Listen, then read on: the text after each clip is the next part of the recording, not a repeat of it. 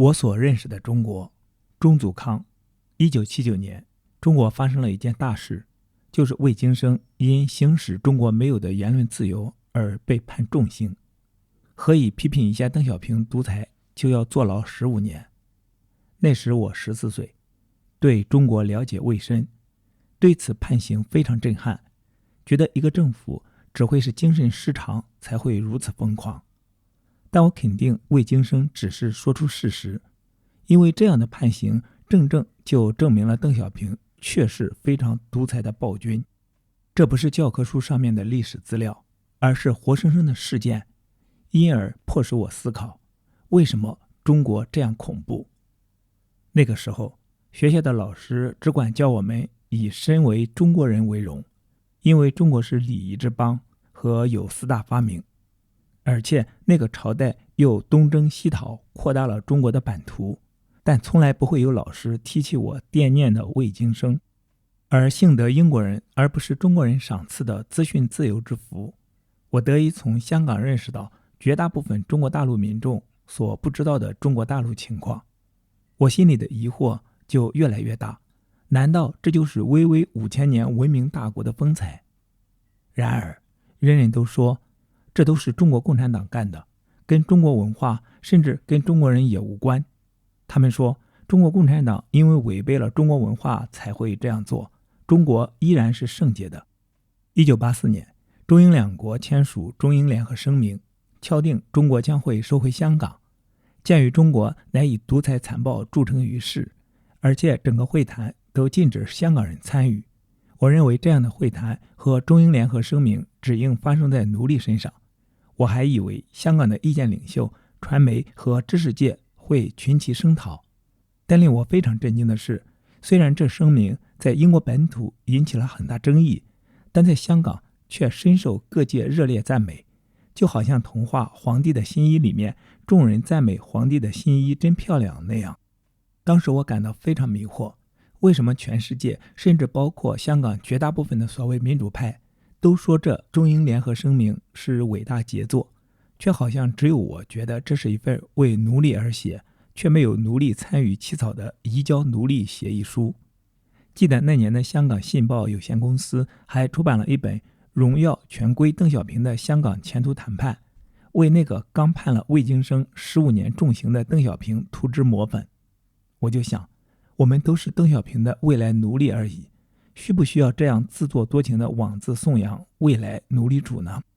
當時我在疑惑，到底是我有問題呢，還是絕大部分的香港中國人有問題？當我讀到魯迅說的中國向來的歷史上，凡一朝要完的時候，總是自己動手，都打掃乾淨，給新主子可以不費力量的進來，我就更堅信我是对的。後來當我在香港這中國人社會的體驗日深，我越看到中國人即使不是在共產黨奴役下，也是大都非常自私、醜陋、無聊和見人講人話、見鬼講鬼話的，當中尤以奴隸性最為觸目。而且中國人之奴性有一種令古今中外奴隸制度相形見絀的特色，就是做奴隸的往往並不覺得自己是奴隸，而最為令人嘖嘖稱奇的是，中國人奴隸通常會比其奴隸主更熱衷的去捍衛這個奴隸制度。你若不相信，你可以去中國或香港訪問一下那裡無數的中國人赤貧戶，問他們是否想改革那萬惡之源的政治體制。絕大多數中國人即使已經被中國人的獨裁統治折磨得生不如死，卻不會因而反對這個獨裁政權繼續擴張領土，塗炭更多生靈。他們都擁護獨裁的中國繼續佔領西藏或統一民主的台灣。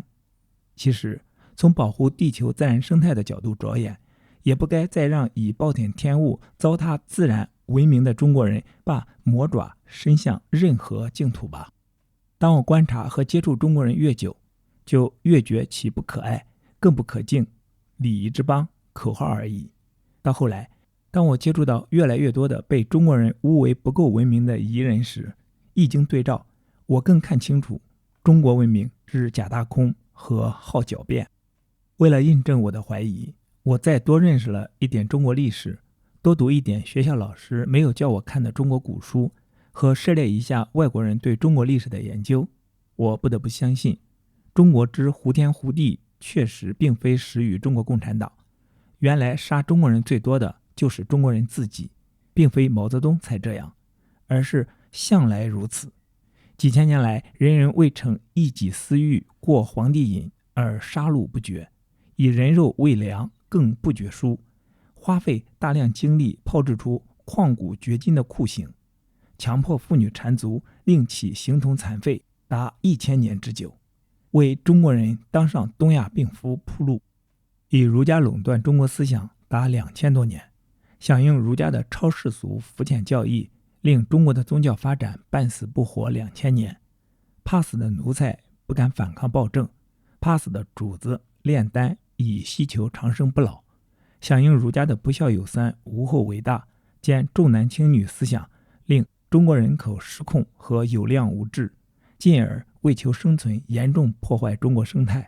儒家思想也令中國社會走上極端形式主義的歪途，混賬繁衍，滋不盡露。當然，每一個民族在民智未開之時都會犯下累累大錯，但像中國犯的那樣深實屬罕見。特別是極少數民族像中國人那樣弱於反思祖先的錯誤和精於為自己的民族過失辯護，把精力都花去尋覓鄰居的臭蟲。像中國那樣缺乏反思能力的文明早就湮滅了，就像人體衰老就該死去的那樣合乎自然。但奄奄一息的中國文明卻拒絕視死而死，因為它存在的理想不是體驗生命之真善美，而是像一般中國人那樣但求活着，甚至是能夠糟蹋他人生命就敢滿足。一個文明該死而不死，不肯视死而死，強行以极昂貴的儀器和活人的鮮血去延長其性命，這就是今天中國問題老大難的一大根源。我所認識的中國，恰恰就如魯迅說的，自有歷史以來，中國人是一向被同族和異族屠戮、奴隸、憍掠、刑辱、壓迫下來的，非人類所能忍受的處毒，也都深受過。每一考察，其叫人覺得不像活在人間。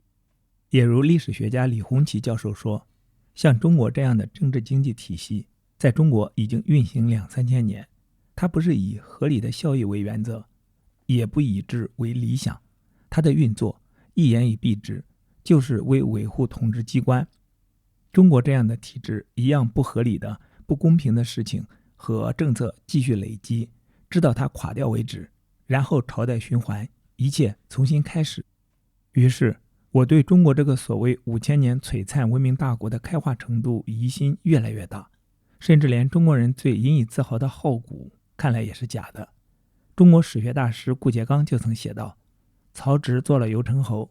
那邊有一座舊殿，是漢武帝的行宮，他拆毀了，因為有人假借了神話來反對，他就下令道，昔湯之龍也，則下館無遺跡；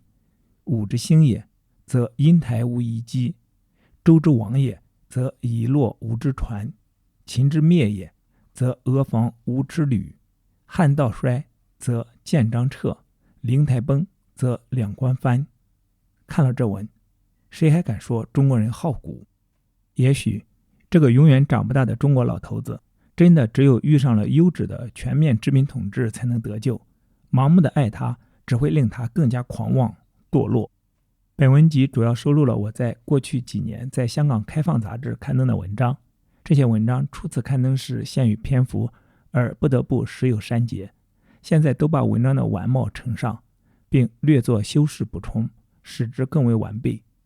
我同期的其他文章則收錄於另外一本由玉山社出版的文集《中國比小說更離奇》，兩者可一併閱讀。